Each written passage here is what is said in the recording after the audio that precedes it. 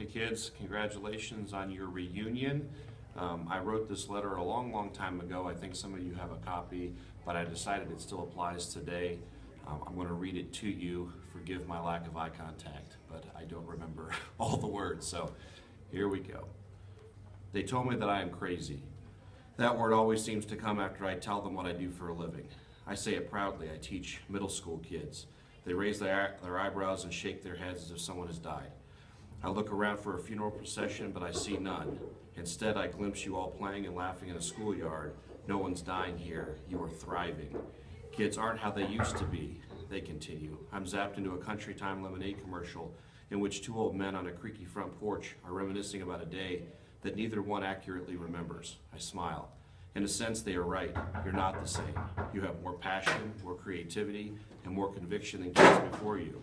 You have been forced into this role at a young age, whether you wish the role thrust on you or not. With the ferocity with which the world consumes the weak, you know you have no choice but to be strong. And as the storms rage around you, you remain planted. You sway at times, but we all do. You will not break. The storms won't win. You will. They say kids don't listen. You ask them to repeat what they said. They want to know why you didn't hear them the first time instead of being impressed by your desire to make sure you know the details so that you can get it right. Never stop questioning. It's the only way to get to the truth. Never stop your craving for knowledge. We were kids whispering in a library. You are kids engulfed in the surf of an information superhighway. And while most of them are being pulled down by the undertow, you remain remarkably balanced. You survive.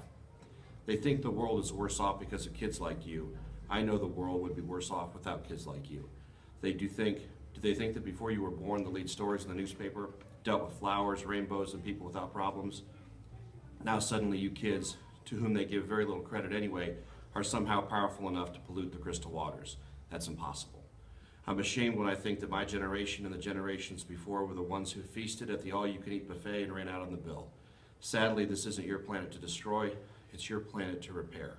So fix it, they say. They hesitantly hand you the tools to repair the ruptures and the leaks, and they criticize the way you choose to creatively operate those tools. They are afraid of your imaginations. They are afraid of your uniqueness. You don't see things the way they do. You don't do things the way they do, and I think that's a good thing. They shake their heads again. They think our future looks dark. They lower their eyes and mumble that the sun is setting. You lift your eyes and insist that the sun is rising. Who's right? I believe it's you who see the light.